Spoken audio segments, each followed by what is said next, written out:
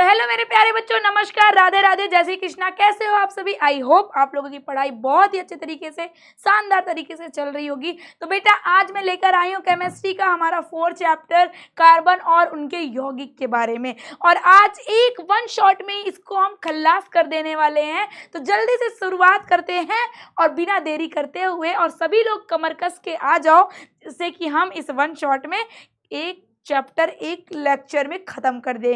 तो भैया रेडी हो तो जोश लेवल कमेंट कर दो। जोश लेवल नहीं भूलना है, जोश लेवल नहीं भूलना है। सभी लोग जल्दी से आ जाओ बिना देरी करते हुए। तो शुरुआत कर देते हैं भैया कार्बन के बारे में। कार्बन भैया, कार्बन कार्बन कार्बन कार्बन तो इतना सुना है मैम कि कार्बन कॉपी बन चुके हैं हम तो, लेकिन कार्बन क्या है इसके बारे में जानते हैं। तो आओ कार्बन के बारे में जानते हैं। तो सबसे पहले हमको समझना है बेटा ये कार्बन क्या है। ये कार्बन सुनते तो चले आ रहे हैं मैम, 7th 8th से ही आ रहे हैं, लेकिन ये कार्बन क्या है। कार्बन डाइऑक्साइड भी सुन रहे हैं, लेकिन कार्बन क्या है नहीं जानते। तो आओ समझते हैं कार्बन के बारे में। तो कार्बन भैया एक अधातु है। क्या है? नॉन मेटल है, जिसको सी से दर्शाया जाता है। किससे भैया? सी से दर्शाया जाता है। या एक सर्वोतमुखी मतलब कि हर जगह पाया जाने वाला तत्व है। क्या? हर जगह पाया जाने वाला तत्व है, ये हर जगह होता है। कार्बन भूपटल में, कार्बन हमारे पृथ्वी पे, भूमि पे 0.02% पाया जाता है, तथा वायुमंडल में कार्बन डाइऑक्साइड जो है गैस के रूप में 0.03% की मात्रा में निकलता है, उपस्थित होता है। यहाँ तक क्लियर है? सभी पौधे और जंतुओं में शरीर में कार्बन के यौगिक हमेशा बने होते हैं। कार्बन के पास कुल कितने इलेक्ट्रॉन होते हैं बेटा? तो कुल इलेक्ट्रॉन की संख्या 6 होती है। आप इलेक्ट्रॉनिक विन्यास सीखे होगे। कार्बन का एटॉमिक नंबर, परमाणु क्रमांक कितना होता है? याद करो यार, आवर्त सारणी सब कुछ पढ़ा है। पीरियोडिक टेबल नहीं याद है तो याद कर लो। काहे मेरे को काहे देख रहे हो? हाँ, मतलब कि देखो आपको एटॉमिक नंबर याद करना है। कैसे? मैंने बता भी रखा था, बार बार याद करो। तो एटॉमिक नंबर के अकॉर्डिंग अगर कार्बन की संख्या देखें तो क्या आएगा आपका? Hydrogen, helium, lithium, beryllium, boron, carbon. Carbon कितने पे आया? 6 पे। 6 इलेक्ट्रॉन होते हैं, और अगर इसका इलेक्ट्रॉनिक विन्यास करते हैं तो 2 और कितना हो जाता है? 4 हो जाता है ना। इलेक्ट्रॉनिक विन्यास करेंगे तो 2 4 हो जाएगा। तो भैया ये देखो, इसकी संख्या होती है 6, तथा कार्बन की परमाणुओं की संख्या कितनी होगी? 6 होगी। चलो भैया कार्बन के इलेक्ट्रॉनिक विन्यास देख लें। इलेक्ट्रॉनिक विन्यास 2 4 होता है, और ये क्या होता है भैया? कंप्लीट। अब बात करते हैं कार्बन की संयोजकता। कार्बन की संयोजकता, कार्बन की संयोजकता कितनी होती है? अच्छा आप देखो, ये 2 4 है ना। अब आपको पता है कि ये अपनी कक्षा कंप्लीट नहीं किया है, जबकि इसमें होना चाहिए 8, है ना। 2 8 8 है ना। तो इसमें क्या करते हैं, ये 4 इलेक्ट्रॉन लेगा भी, कैसे होगा सबको समझाती चलूंगी। बात करते हैं कार्बन की संयोजकता कितनी होती है। तो भैया कार्बन की संयोजकता कितनी होती है बेटा? 4 होती है।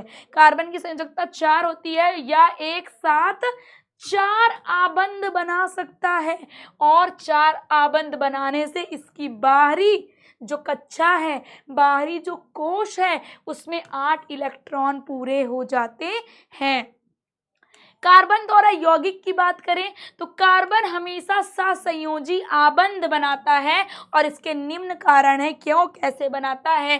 क्योंकि भैया कार्बन में पाया जाता है 4 इलेक्ट्रॉन। कितने इलेक्ट्रॉन? 4 इलेक्ट्रॉन पाए जाते हैं। और 4 क्या करता है भैया? ये कार्बन C+4 नहीं बना सकता।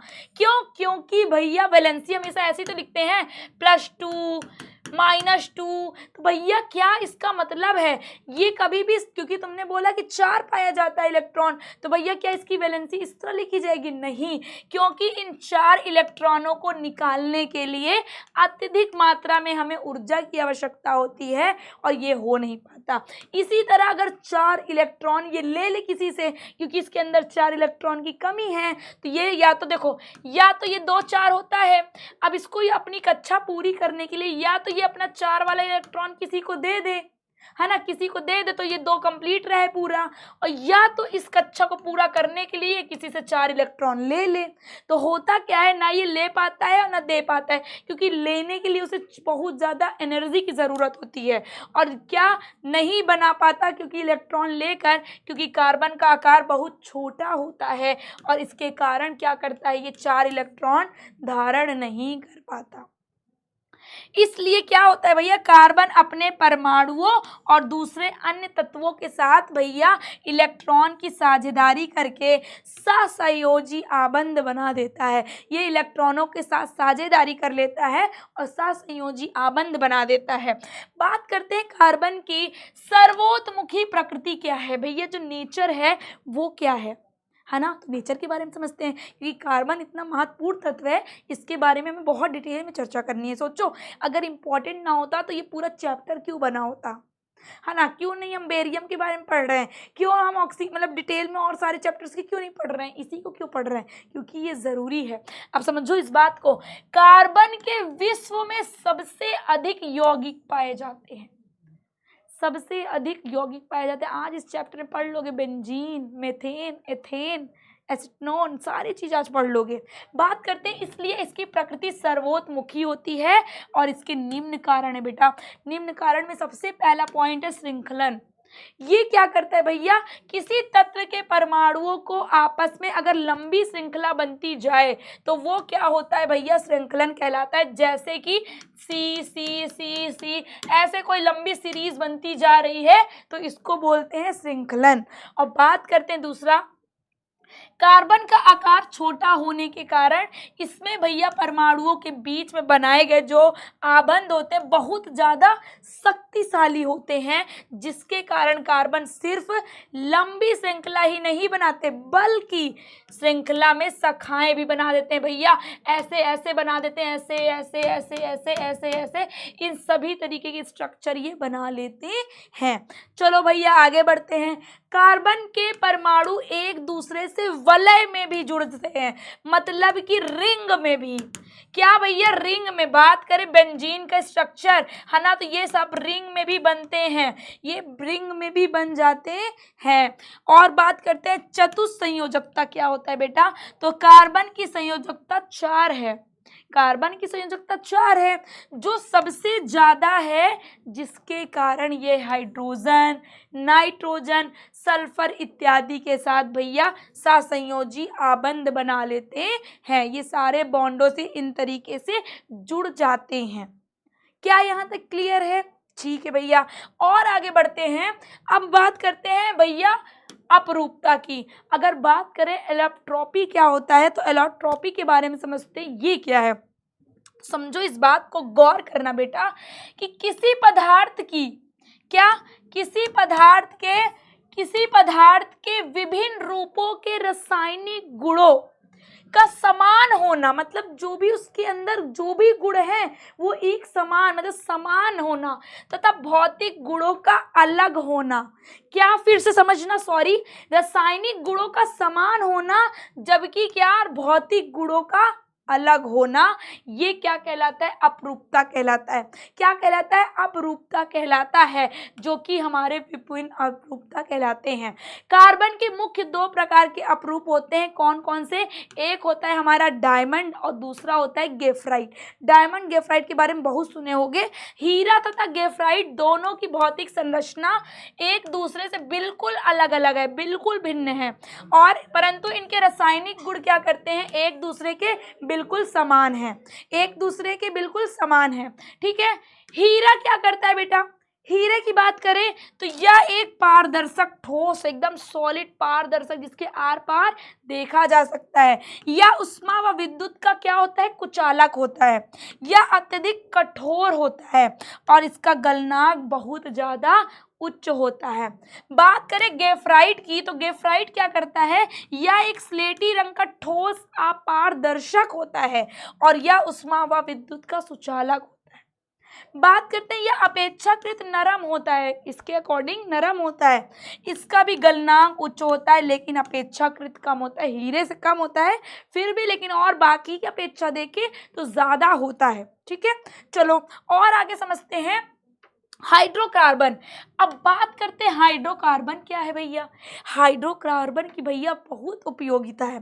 क्या है ये हाइड्रोकार्बन, इसको समझते हैं। तो हाइड्रोकार्बन बात करें कि वह पदार्थ जो हाइड्रोजन और कार्बन से मिलकर बना हो। किससे, जैसे बात कर दे कार्बन और हाइड्रोजन, किससे भैया, कार्बन और हाइड्रोजन, ऐसे बना देती हूँ, समझ जाना, है ना। CH4 मीथेन, तो क्या कार्बन और हाइड्रोजन से मिलकर जो बना है उन्हें बोला जाता है हाइड्रोकार्बन। जैसे एथेन, मीथेन, तेल इत्यादि।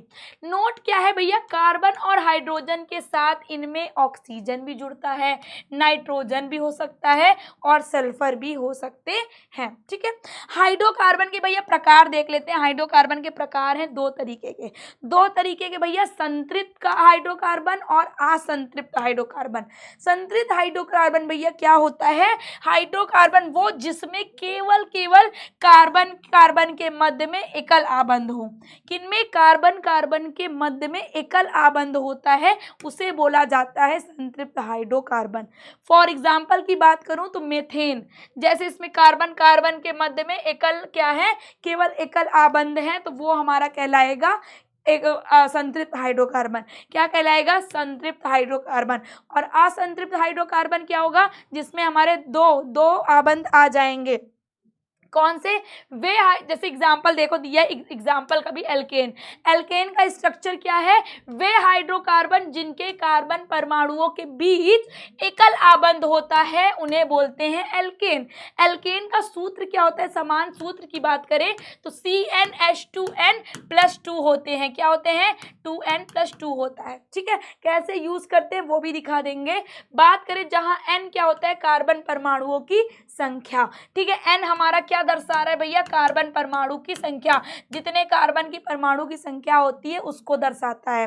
फिर बात करते हैं असंतृप्त हाइड्रोकार्बन क्या है। तो असंतृप्त हाइड्रोकार्बन जिनमें कार्बन के मध्य डबल या ट्रिपल आबंध होते हैं, डबल से या तो ट्रिपल से आबंध से जुड़े होते हैं, उन्हें बोला जाता है असंतृप्त हाइड्रोकार्बन। जैसे बात करते हैं एथीन और मेथाइन, इनके बीच भैया ये डबल या तो किससे, ट्रिपल बॉन्ड से जुड़े होते हैं, डबल या ट्रिपल बॉन्ड से जुड़े होते हैं।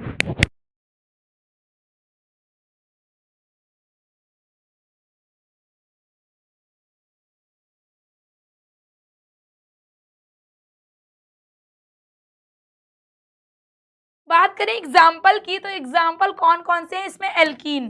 क्या है भैया, एल्कीन क्या करता है भैया, वे हाइड्रोकार्बन जिनके कार्बन परमाणुओं के बीच में द्वि आबंध होता है एल्कीन कहते हैं।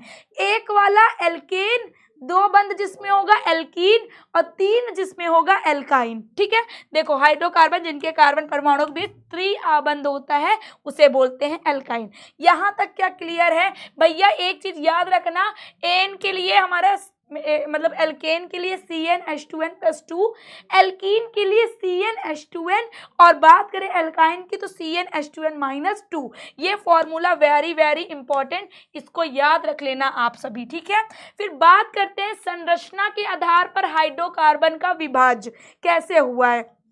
तो संरचना के आधार पे देखते हैं, संरचना के आधार पे हमारा हाइड्रोकार्बन को तीन भागों में बांटा गया है। कौन कौन सा, एक होता है सीधी श्रृंखला वाले हाइड्रोकार्बन, एक होता है शाखित श्रृंखला वाले हाइड्रोकार्बन और एक होता है वलय वाला हाइड्रोकार्बन। संतृप्त सीधा जो स्ट्रक्चर जुड़ रहा था, है ना, और शाखित वाला जिसमें शाखा बट रही होंगी, और जिसमें भैया अगर बेंजीन ऐसे स्ट्रक्चर की बात करें तो ये वाला हमारा, है ना, तो ये ऐसे स्ट्रक्चर होते हैं वलय वाले। चलो भैया, क्या बात करते हैं, प्रयागात्मक समूह क्या होते हैं, इनकी बात करें अगर तो ये क्या है, वे परमाणु या परमाणु समूह जिन पर, क्या, ध्यान सुनना, वे परमाणु या परमाणु समूह जिन पर किसी अणु के विशिष्ट गुण निर्भर करते हैं, किसी गुण के विशिष्ट रूप वाले जो गुण हैं वो निर्भर करते हैं, उसे बोलते हैं प्रक्रियात्मक समूह। अब बात करते हैं भैया, ये निम्न प्रकार से होते हैं, कैसे, जैसे हैलोजन समूह। हैलोजन समूह में क्या देखने को मिलता है भैया, हैलोजन में क्लोरीन, फ्लोरीन, ब्रोमीन और आयोडाइन आदि जैसे अधातु होते हैं जो आधुनिक आवर्त सारणी के समूह 17 में स्थित होते हैं। फिर से समझना क्या बोला गया, हैलोजन वो जो हैलोजन में क्लोरीन, फ्लोरीन, ब्रोमीन और आयोडीन जैसे आदि अधातु होते हैं आधुनिक आवर्त 17 में शामिल होते हैं। जैसे बात करते समूह कौन सा हमारा, हैलोजन।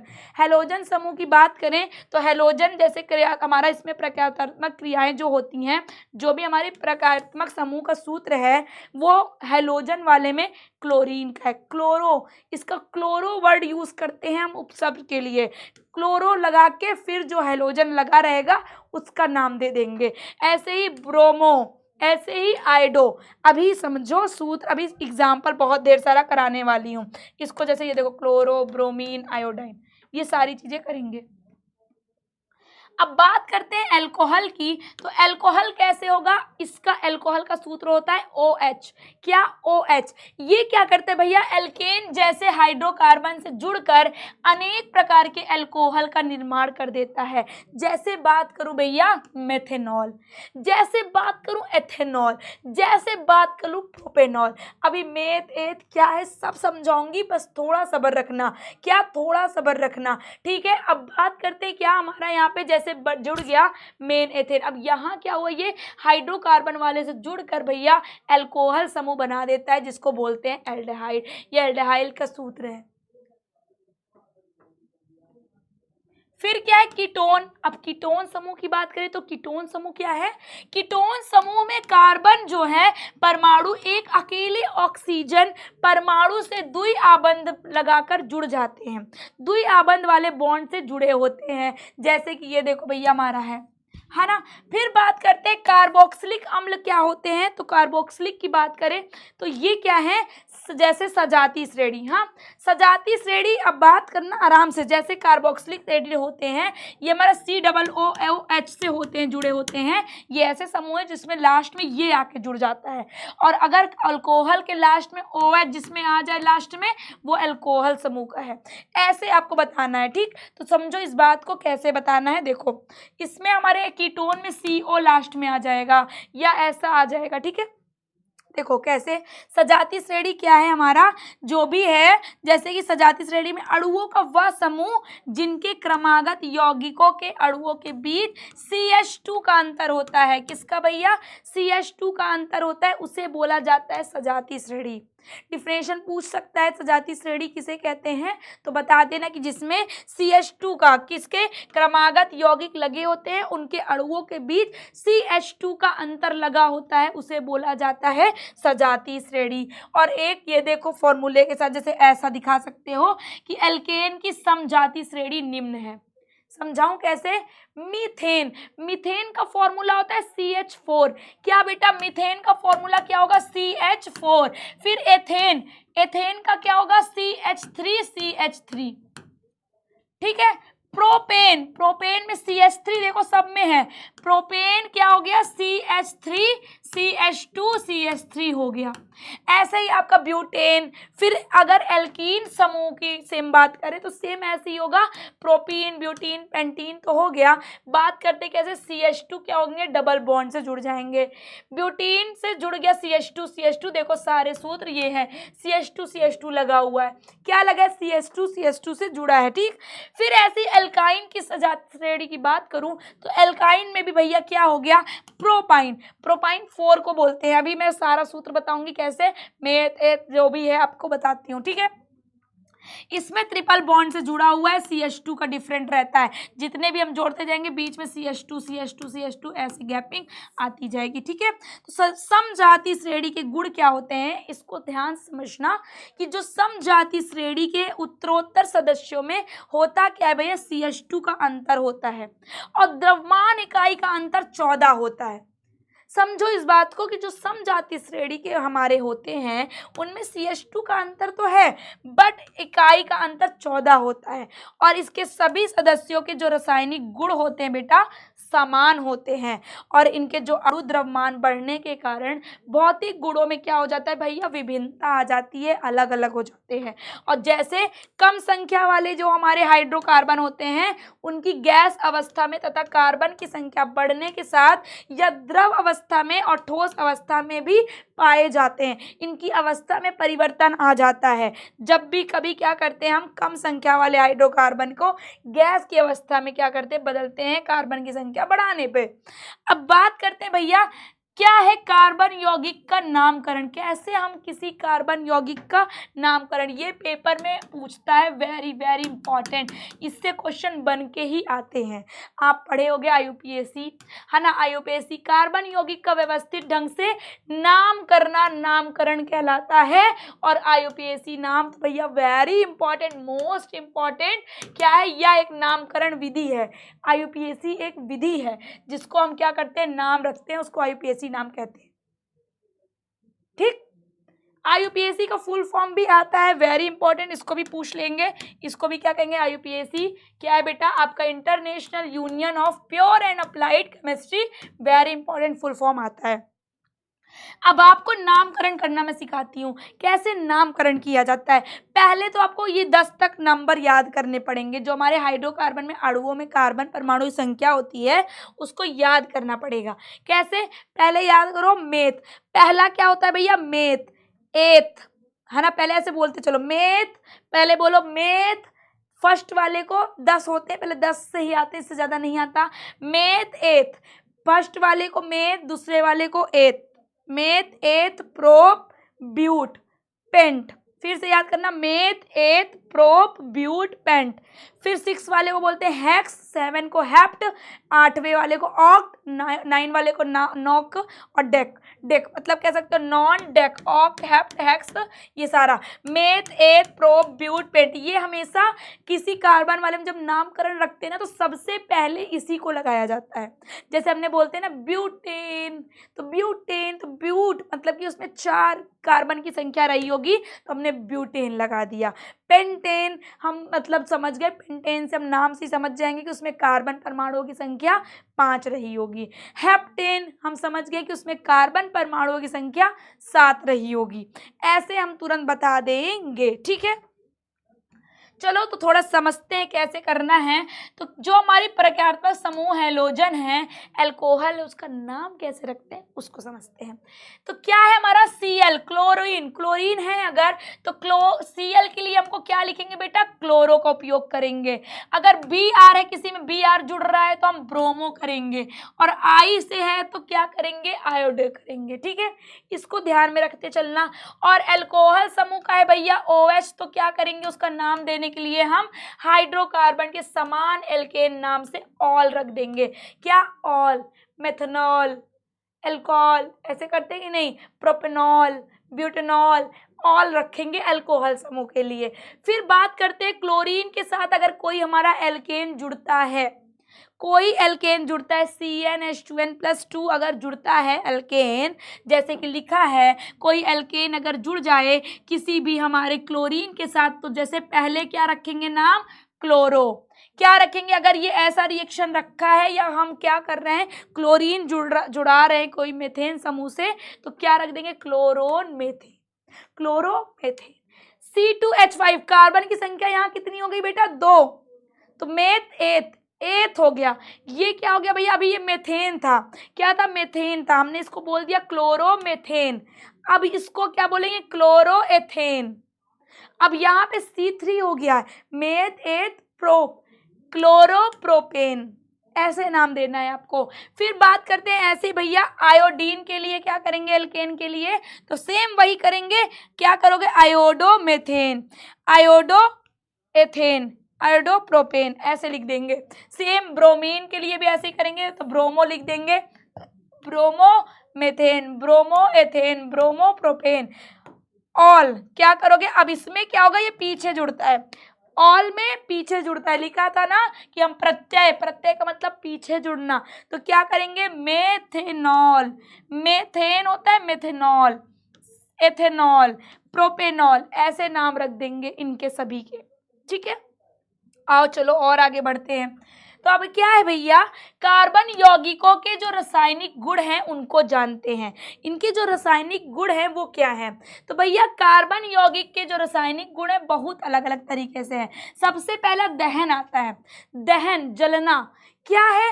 किसी पदार्थ को अगर वायु या ऑक्सीजन की उपस्थिति में, मतलब प्रेजेंटिंग में जलाते हैं तो उसमें से उष्मा निकलती है, हीट निकलती है, जो कि क्या कहलाता है? दहन कहलाता है। क्या, फिर से समझना, किसी पदार्थ को जब हम वायु या ऑक्सीजन की उपस्थिति में जलाते हैं तो वो क्या कहलाता है भैया? उष्मा उत्पन्न होती है, उसे कहते हैं दहन। ठीक है, आई नो कि बहुत स्पीड में चल रहे हैं आप लोग, सोच रहे हैं मैम पढ़ाई जा रही है, मैम रुक जाइए, हम बच्चे हैं, हम बच्चों पे तरस करिए। बेटा क्या करें बच्चों? कमेंट आ रहा है बराबर कि मैम हमको एक बार सारे चैप्टर का वन शॉट दे दीजिए फिर पढ़ाते हैं। और वन शॉट में हमको भैया, अब समझ रहे हो, वन शॉट इतना छोटा तो नहीं कर दूंगी कि आधे घंटे, है ना, डिटेल में भी चर्चा करनी होती है, पढ़ाना भी पड़ता है, तो थोड़ा चलना पड़ता है। सब्र करो यार, सब समझ में आएगा। इसके अलावा आपको लाइव में पढ़ाएंगे, लाइव में नहीं समझ में आएगा फिर से इतनी क्वेश्चन प्रैक्टिस कराएंगे, इतनी कराएंगे तुम भूल नहीं पाओगे, एकदम जुबान में रटा देंगे। जब जिस दिन पेपर देने जाओगे ना तो सिर्फ मैं याद आऊँगी, मैम ने पढ़ा रखा है, और पेपर देने के बाद निकलोगे मैं ही याद आऊँगी कि यार करिश्मा मैम ने क्या पढ़ाया है, करिश्मा मैम ने क्या पढ़ाया है यार, मज़ा आ गई। पेपर फाड़ के आओगे यार, चिंता नहीं करना है, एकदम बिंदास पढ़ो, बस बिंदास पढ़ते रहना है बिना रुके। ठीक है, चलो बात करते हैं, क्या फिर से बात करते हैं कि कार्बन यौगिकों को जो दहन करने पर हमें उष्मा के साथ क्या मिलता है? कार्बन डाइऑक्साइड प्लस क्या मिलता है भैया? जल भी मिलता है। अब बात करते हैं मेथेन। मेथेन अगर हम कोई वायु में जलाएं, ऑक्सीजन की उपस्थिति में मेथेन जलाते हैं तो क्या होता है भैया? तो भैया CH4 को जब हमने ऑक्सीजन की उपस्थिति में जलाया तो हुआ क्या भैया? कार्बन डाइऑक्साइड मिल गया, वाटर मिल गया, प्लस क्या मिल गया? उष्मा और प्रकाश। ठीक है, इसी तरह जब हमने मेथेनॉल को जलाया तो क्या देखने को मिला? तो जब हमने मेथेनॉल को वायु की उपस्थिति में जलाया तो कार्बन डाइऑक्साइड मिल गया, वाटर मिल गया और उष्मा और प्रकाश मिल गया। ये सारी चीजें हमें मिली। तो लिखा क्या है भैया? जो हमारे संतृप्त हाइड्रोकार्बन होते हैं उसको अगर हम वायु की उपस्थिति में जलाते हैं तो भैया नीली स्वच्छ ज्वाला उत्पन्न होती है। एकदम नीली नीली कलर की है ना, और नीली नीली आंखें नहीं, नीले नीले आग जैसे ज्वाला उत्पन्न होगी। और क्योंकि इनके क्या होगा? परमाणुओं की संख्या के अनुसार कार्बन की प्रतिशत मात्रा कम हो जाती है, जिससे भैया वायु में उपस्थित ऑक्सीजन उनको जलाने में पूरी तरह सक्षम हो जाता है। कहता है ऑक्सीजन अब तो मैं ही मैं हूँ, अब तो मैं जला के तुमको राख कर दूंगा, भस्म कर दूंगा। तो क्या मैं ही मैं हूँ? तो ऑक्सीजन तो वाह वाह करता है, अरे भैया क्या बोले, उसकी मात्रा कम हो गई है ना। चलो असंतृप्त में क्या होगा भैया?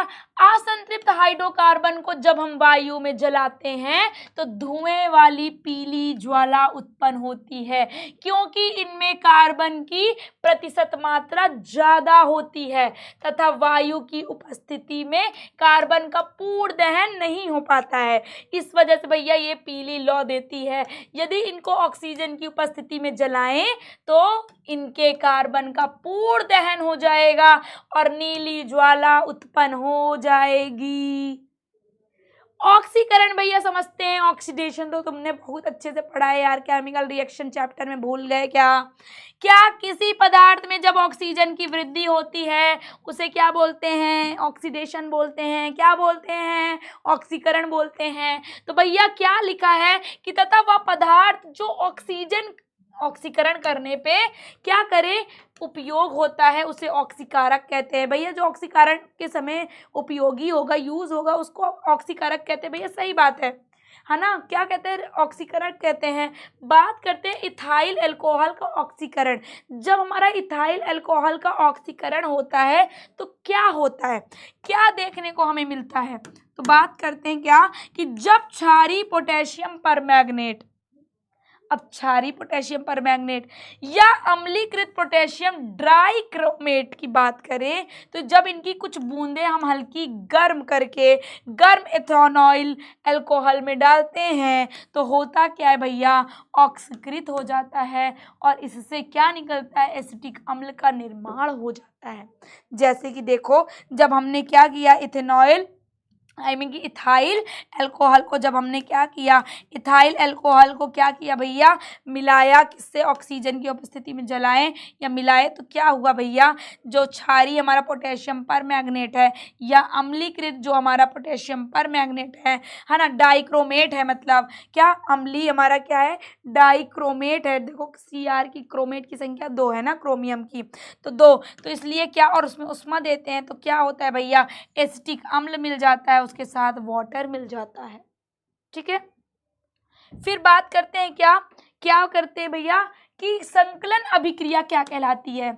ये जो हमारी संकलन अभिक्रिया है वो क्या है, तो इसको समझते हैं कि वह अभिक्रिया जिससे जो असंतृप्त हाइड्रोकार्बन को हम संतृप्त हाइड्रोकार्बन में बदल दें। भैया ऐसी अभिक्रिया जिसमें असंतृप्त हाइड्रोकार्बन को हम संतृप्त हाइड्रोकार्बन में बदल देते हैं उसको क्या बोलते हैं, संकलन, संयोजन हाइड्रोजन से करवाया जाता है। संयोजन मतलब जुड़ जाना, एक दूसरे से संयोजित करवा के, तो ऐसी अभिक्रिया को संकलन अभिक्रिया कहते हैं। जैसे एग्जाम्पल के दौरान अगर बात करूं मैं तो वनस्पति तेल जो कि हमारा असंतृप्त हाइड्रोकार्बन होता है उसको घी से, घी हमारा भैया संतृप्त हाइड्रोकार्बन होता है और तेल को घी में बदलने के लिए हम क्या करते हैं, संकलन अभिक्रिया का उपयोग करते हैं। उत्प्रेरक क्या कहलाया, अब उत्प्रेरक की बात करते हैं तो उत्प्रेरक वे पदार्थ होते हैं जो बिना अभिक्रिया को प्रभावित किए बिना ही अभिक्रिया की दर को बढ़ा देते हैं। फिर समझना भैया, उत्प्रेरक वे पदार्थ होते हैं जो बिना अभिक्रिया के ही प्रभावित किए बिना अभिक्रिया के दर को क्या कर देते हैं, बढ़ा देते हैं, उत्प्रेरक कहलाते हैं। जैसे एग्जाम्पल समझना, निकिल या फिर क्या, पोलेडियम की बात करें तो। ठीक है, अब क्या है, वनस्पतिकरण अभिक्रिया क्या होती है इसको समझो। वनस्पति अभिक्रिया क्या है, जो हमारा असंतृप्त हाइड्रोकार्बन निकिल है या फिर बात करें पोलेडियम है, उनके उत्प्रेरक की उपस्थिति में जो हमारा हाइड्रोजन से ये जुड़कर क्या करता है भैया, संतृप्त हाइड्रोकार्बन में बदल देता है और ऐसी अभिक्रिया को वनस्पति अभिक्रिया कहते हैं। इसमें क्या था भैया, असंतृप्त हाइड्रोकार्बन क्या कर रहा था, संतृप्त में बदलता था संयोजन करके।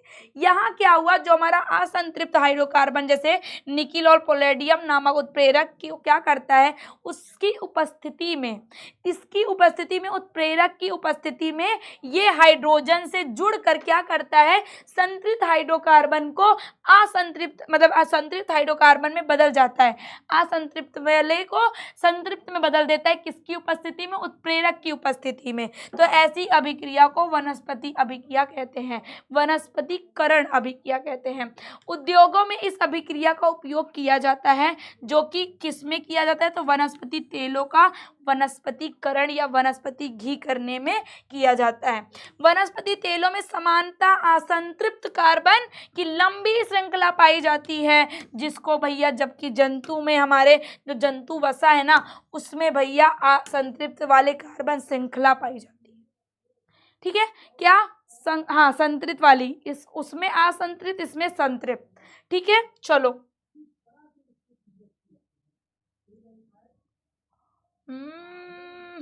आओ थोड़ा और समझते हैं डिटेल में। तो भैया कुछ क्या है, हमारे महत्वपूर्ण कार्बन यौगिक हैं, कुछ महत्वपूर्ण कार्बन यौगिक हैं जो कि एथेनॉल है, एथेनोइक अम्ल है।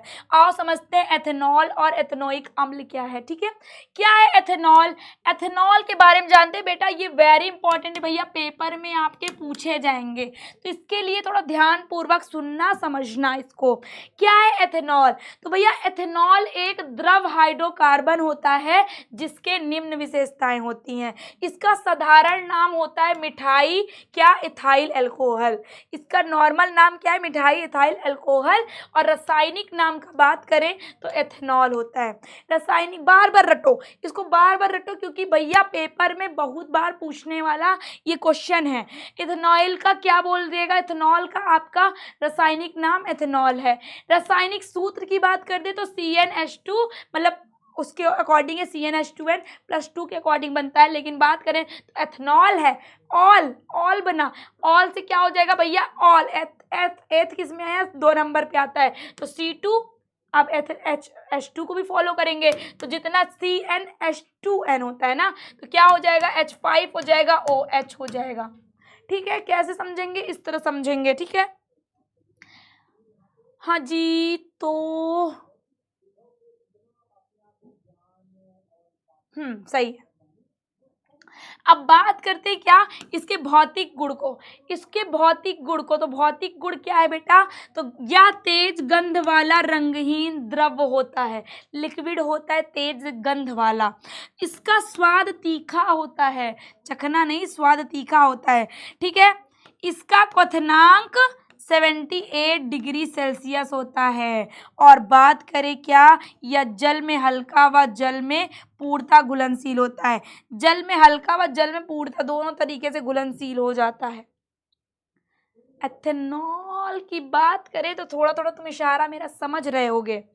रासायनिक गुण की बात करें तो रासायनिक गुण में क्या आता है कि यह एथेनॉल धातुओं के साथ अभिक्रिया करके हाइड्रोजन गैस मुक्त करता है। कौन भैया, एथेनॉल किसके साथ रिएक्शन करके, किसके साथ भैया, धातुओं के साथ अभिक्रिया करके हाइड्रोजन गैस मुक्त कराता है। जैसे कि हमने एक धातु ले लिया सोडियम, और इसको क्या एसिड, हमने एथेनॉल के साथ रिएक्शन कराई तो हुआ क्या भैया, किसी एथेनॉल के साथ रिएक्शन कराते तो सोडियम एथो ऑक्साइड बना देता है और हाइड्रोजन गैस मुक्त करता है।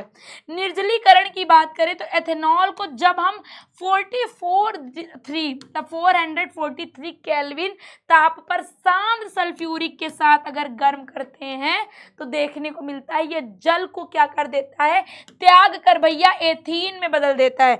जल को त्याग देता है और एथीन में बदल जाता है, और इस अभिक्रिया को निर्जलीकरण अभिक्रिया कहते हैं। जैसा कि एग्जाम्पल आपको दिया है। ठीक है, ये क्या करता है भैया, हॉट ज़्यादा अगर कंसंट्रेशन में करते हैं तो ये देखो एथीन में बदल गया। किस में बदल गया, एथीन में बदल गया। ठीक है, चलो आगे बढ़ते हैं। इनका उपयोग कहाँ किया जाता है, तो इनका उपयोग जल के साथ मिश्रित करके वाहनों में ईंधन के रूप में प्रयोग करते हैं। रबड़, पेंट, रंग रोगन आदि उद्योगों में विलायक के रूप में उपयोग करते हैं। और अन्य जितने भी कार्बोक्सिलिक पदार्थ होते हैं जैसे क्लोरोफॉर्म, एसिटिक अम्ल आदि के निर्माण में इनका उपयोग किया जाता है। इसका उपयोग पेय पदार्थों के रूप में भी किया जाता है, पेय पदार्थों के रूप में भी किया जाता है। ठीक है, चलो आगे बढ़ते हैं। और लिखा क्या है कि अनेक प्रकार की दवाइयों को बनाने में भी किया जाता है, जैसे खांसी की दवाइयों में। एसिटिक अम्ल में 3 से 5% विलयन को सिरका कहा जाता है। जो हमारा एसिटिक अम्ल होता है उसमें 3 से 5% को सिरका कहा जाता है, और इसका अचार में भैया, अचार में सिरके का उपयोग बहुत किया जाता है। एथेनॉल ऑक्सीजन से अभिक्रिया करके कार्बन डाइऑक्साइड, जल तथा ऊर्जा उत्पन्न करता है। इस कारण इसका उपयोग ईंधन के रूप में किया जाता है। आओ समझते हैं सजीव प्राणियों पर एथेनॉल का प्रभाव क्या पड़ता है। जो लिविंग चीजें हैं उन पे एथेनॉल का क्या प्रभाव पड़ता है, तो भैया अधिक मात्रा में एथेनॉल का उपयोग करने पर, सेवन करने पर शरीर का पाचन क्रिया धीमी पड़ जाती है, और भैया केंद्रीय तंत्रिका तंत्र कमजोर हो जाता है। केंद्रीय तंत्र कमजोर होने पर व्यक्ति की मानसिक दुविधा, परेशान होना, तनाव रहना, तनाव कम तो महसूस होता ही है, और लंबे समय तक इसका सेवन करने से लीवर खराब हो जाता है ना। लीवर क्या होता है, खराब हो जाता है, केंद्रीय तंत्रिका तंत्र कमजोर पड़ जाता है, और व्यक्ति की सोचने की समझने की क्षमता कम हो जाती है। सीधा सीधा बोलें तो भैया किसकी बात करें, ड्रिंक करना। अब ड्रिंक में कौन सी ड्रिंक करना समझो, लोग शराब वगैरह यूज़ करते हैं, बियर वगैरह यूज़ करते हैं, भैया कहा जाता है कि लीवर खराब हो जाएगा, लीवर खराब हो जाएगा, लेकिन बहुत सेवन करने से भैया बर्बाद हो ही जाता है वो इंसान, है ना। और उसको सही में तनाव ना हो एकदम, चलो कम तो महसूस होता ही है, लेकिन अलग ही महसूस हो जाता है उसको। विकृत अल्कोहल की बात करें तो विकृत हमारा अल्कोहल क्या है, औद्योगिक उपयोग के लिए तैयार जो एथेनॉल का दुरुपयोग रोकने के लिए इसमें मेथेनॉल जैसा जहरीला पदार्थ मिला दिया जाता है। जहरीला मतलब जैसे एक कह सकते हो भैया नुकसान, जहरीला टाइप या जहरीला टाइप के कह सकते हो, जिससे यह पीने योग्य नहीं रहता है भैया, जहरीला टाइप बन जाएगा। अल्कोहल की पहचान करने के लिए इसमें रंजक मिलाकर इसको रंग नीला बना दिया जाता है और इसे ही विकृत अल्कोहल कहा जाता है। आओ अब थोड़ा एथेनॉइक के बारे में जानते हैं। एथेनॉइक अम्ल क्या है, तो भैया आप पढ़ चुके हो कि इसका प्रयात्मक समूह ये होता है, रासायनिक सूत्र ये है और साधारण नाम एसिटिक अम्ल है। तो इनका भौतिक गुण के बारे में जानते हैं भैया। भौतिक गुण क्या है, तो यह एक रंगहीन द्रव्य होता है, लिक्विड होता है, यह स्वाद में खट्टा होता है, इसका क्वथनांक 391 केल्विन होता है। शुद्ध एसिटिक अम्ल की शीतलना करने पर यह बर्फ की तरह दिखाई देता है, इसलिए इसको ग्लेशियल एसिटिक अम्ल भी कहते हैं। क्या पूछ लेगा, ग्लेशियल एसिटिक एसिड किसे कहते हैं, तो भैया बता देना एथेनोइक अम्ल को। इतना डिटेल में क्यों चर्चा कर रहे हैं, माइंड में आ रहा होगा, क्योंकि पेपर में आ जाएगा कि मैं एथेनोइक अम्ल के बारे में बताएं, एथेनोइक अम्ल की भौतिक गुणों के बारे में बताएं, रासायनिक गुणों में बताएं, ऐसे कर देगा, या वर्णन करो, ऐसा करके डिटेल में पूछता है। इस वजह से आपको ये सारा चीज़ लिखना पड़ेगा। एसिटिक अम्ल के 3 से 5% विलयन को सिरका कहा जाता है और इसका अचार में यूज इसका भी होता है, किसका, एथेनॉइल का। अब इसके रासायनिक गुण क्या है भैया, तो पहला है एस्टीकरण अभिक्रिया। एस्टीकरण अभिक्रिया में क्या है, वह अभिक्रिया जिसमें एस्टर का निर्माण होता है। अब बात करते हैं, इसी को एस्टीकरण कहते हैं। क्या बात करते हैं भैया, जब एसिटिक अम्ल की अभिक्रिया हम सांद्र sulphuric acid, concentrated sulphuric acid की उपस्थिति में एथेनॉल से कराते हैं तो मीठे फलों जैसे सुगंध वाले पदार्थ का निर्माण होता है, जिनको बोला जाता है एस्टर। जैसे कि ये देखो, हमने करा दिया एसिटिक अम्ल की रिएक्शन कराई एथेनॉल से और बना दिया भैया एस्टर। एस्टर का सूत्र ये है, ध्यान दे देना, ठीक है। एस्टर का उपयोग कहाँ करते हैं, तो इनका उपयोग इत्र बनाने में, स्वाद उत्पन्न करने वाले कारकों में किया जाता है।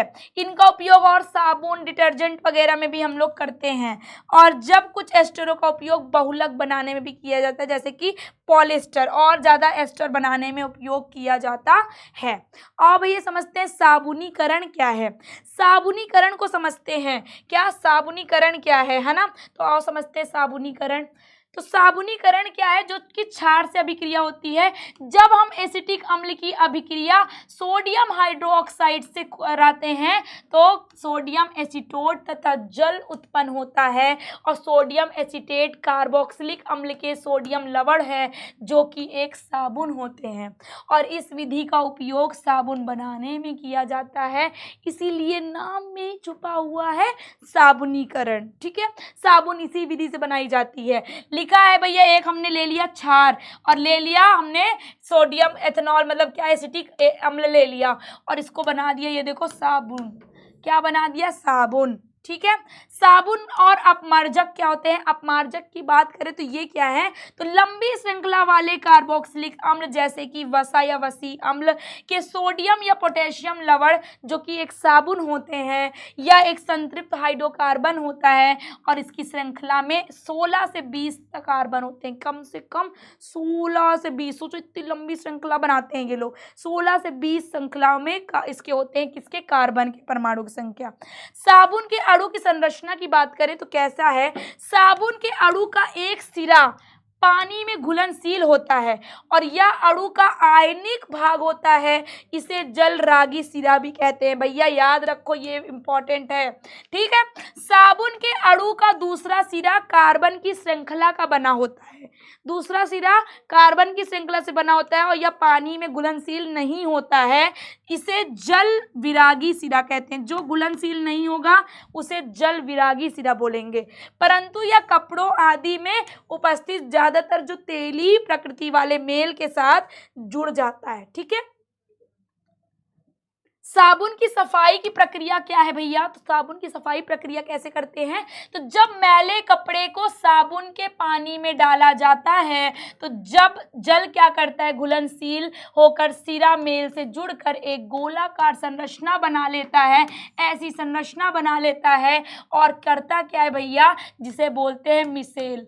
क्या बोलते हैं भैया? मिसेल बोला जाता है, मिसेल कहा जाता है। और यह मिसेल कपड़े में से अशुद्धि को खींचकर बाहर ले आता है और जल में घुलनशील आयनिक सिरे के कारण ये जो मिसेल होता है पानी के अंदर घुल जाता है और तथा कपड़े पर पहले की तरह अशुद्धियां वापस नहीं चिपक पाती हैं। ठीक है, नहीं हो पाती है। अब बात करते हैं अपमार्जक की। तो ये क्या होता है? तो अपमार्जक क्या है? या लंबी श्रृंखला वाले कार्बोक्सिलिक अम्ल होते हैं जो कि अमोनियम या सल्फोनेट लवण होते हैं।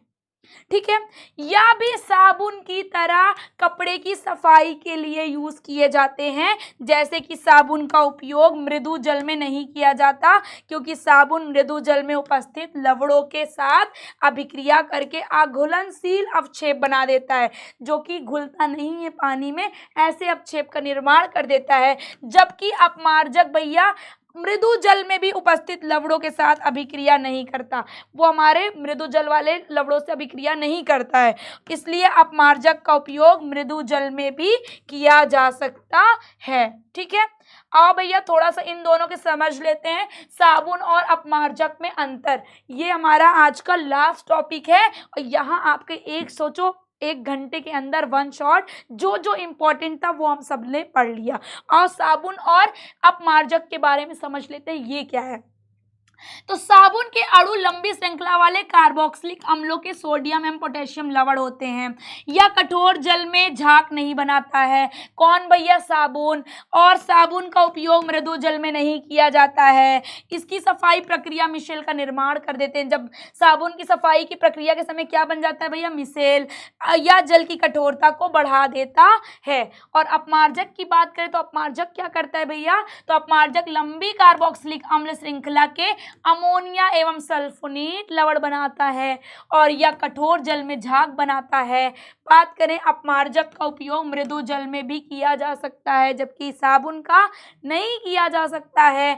इसकी सफाई प्रक्रिया में मिसेल का निर्माण नहीं होता है, साबुन में मिसेल का निर्माण है। यह जल की कठोरता को कम करता है जबकि ये भैया जल की कठोरता को बढ़ाता है। तो भैया ये रहा आपका साबुन अपमार्जक, इनमें अंतर पूछा जाता है, ये इंपॉर्टेंट। देखो मैं जो लाई हूँ टॉपिक सारे पेपर में पूछे गए टॉपिक थे, जो जो मेन इंपॉर्टेंट टॉपिक था मैं सब लेके आई हूँ इस 1 शॉट में। ठीक है, तो कोई भी इसको ये नहीं कि अरे मैम इग्नोर है ना, बिल्कुल नहीं। और जितना जितना मैंने बहुत लिमिटेड चीज़ लेके आई हूँ, एकदम मान लो आपके रामबाण का काम करेगा। तो भैया इतना पढ़ लोगे आपका ये चैप्टर समाप्त और आपके अच्छे खासे मार्क्स गेन कर लोगे। तो चलो बढ़ते हैं भैया, आपसे ऐसे ही प्यारे प्यारे 1 शॉट में मिलूंगी और आपके इंपॉर्टेंट टॉपिक को, इंपॉर्टेंट चैप्टर्स को ऐसे 1 शॉट में क्लियर करूंगी। तो मिलती हूँ इसी एनर्जी के साथ नेक्स्ट क्लास में, नेक्स्ट वीडियो में। बाय बाय बच्चों, अपना ख्याल रखना।